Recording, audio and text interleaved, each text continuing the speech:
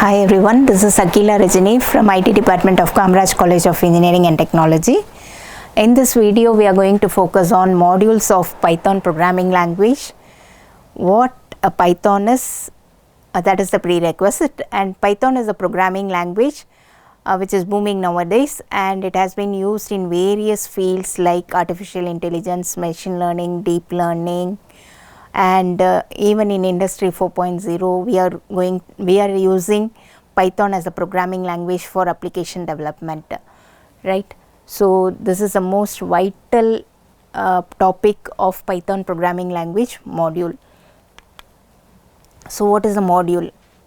Before moving on to a module, we should know what a function is and how to define a function.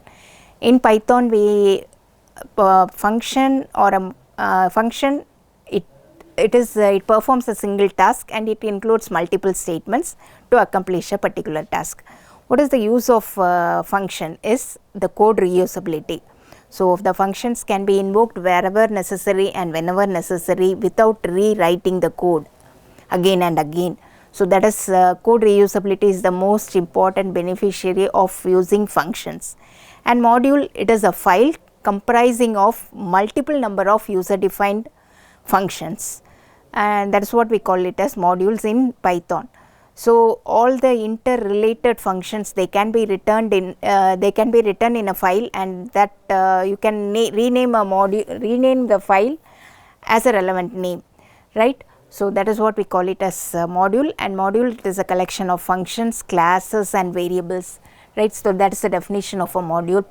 And modules, the benefit of using module is code reusability, right? Next we are going to see how to create a module, right? In order to create a module, it has been illustrated with an example, right? So we are going to create a Python file which is named as calc.py, in which we are going to define two user defined function. One is add and the other one is subtract, which adds two numbers, and subtract, it subtracts two different numbers, right? So the file name is calc.py, right? And I am defining two user defined function, add of x comma y, it returns x plus y, subtract of x comma y, it returns x minus y, right? So I have created a module with the name calc.py. Do remember that, okay? Next we are going to see how to load a module. What is the importance or significance of loading a module? Whenever we load a module, the interpreter, it loads the module into the memory, RAM memory, so that all the functions defined in the module can be executed, right? So modules need to be loaded onto the memory using the import statement, right? We have an example that has previously seen. The module name is calc.py. So import calc, and I am using the function add, which is available in the module calc. So calc.add of 10 comma 2. So the output will be 10 plus 2, that is 12, right? So this is how to load a module into memory. Next, so type of import statements for loading the modules, we have three different types.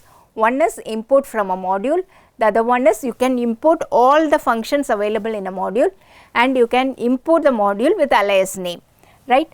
So for each and everything, I have illustrated with an example. From math, import square root and factorial. So math, it is a predefined module, and sqrt and factorial, they are predefined functions of math module, right? So I am using that print square root of 16, print factorial of 6, square root of 16 is 4 and factorial of 6 is 720, right? So this is an example where we are using predefined modules, right?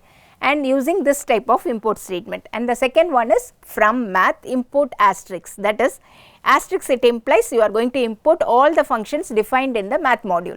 So again square root and factorial, the output is similar, right?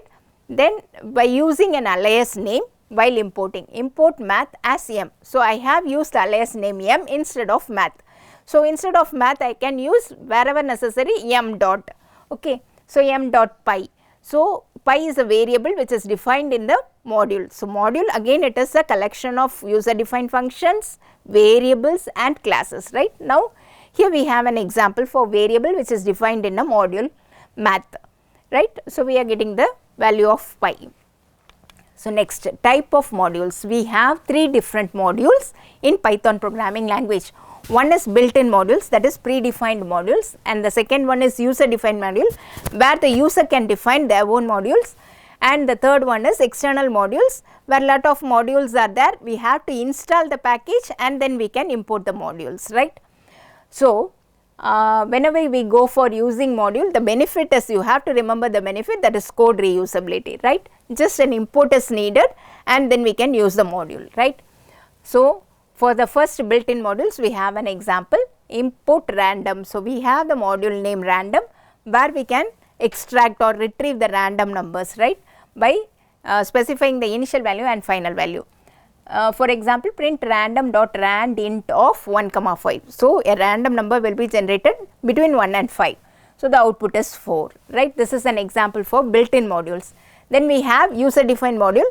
In the first slide itself, I have presented a module with the name calc.py in which add and subtract are the 2 defined user-defined functions present. So, now we are calling that calc.subtract of 20, 5. So, it subtracts 5 from 20 and the output is 15. This is an example for user-defined module. Next, we are going to call the third-party module which need to be installed, right. Using pip, you can install the package and then you can import it. So, import request. Before that, you have to install request module, right, request.get of example. It returns the status code. So, we are displaying the status code of this import statement, right, it returns 200, right. So, the status code is 200. So, this is the third party API module. Next, what is the real time application of modules? So, there lies the significance of modules of Python programming language, right. Since Python, it is said to be as open source software, you can go on adding or creating new packages and modules for Python programming languages, right. So, how to create a package in Python using modules, right. So, package creation, package is nothing but it is a directory, it contains multiple modules, right. So, additionally you will be having init.py, right. So, this is the directory structure of a package, right. Package is nothing but it is a simple folder which include multiple modules, right, along with the file init.py. Init.py, it can be an empty file or it can include configuration setups such as environmental variables can be set up using the init.py, loading configurations can be given, or import, constrained import can be specified in the init.py. So, these are real time applications, right. This is the directory structure of package, and from my package import calc. Now, the user defined module that we have created is calc.py, it has been included in the package my package. Now, I am importing that package to this file. From my package import calc. How to use the add or subtract method, print calc.add of 20, 30. So, the output will be 50. Is it clear, right? So, the package lies the significance of modules, right, it is related, interrelated. So, package, it will be containing multiple modules, module, it is a file, it will be comprising of multiple functions. Function is nothing but it includes multiple statements to accomplish a particular task, right. So, this is how the hierarchical lies, and this is the real time application of modules, right. Thank you, see you again in another video.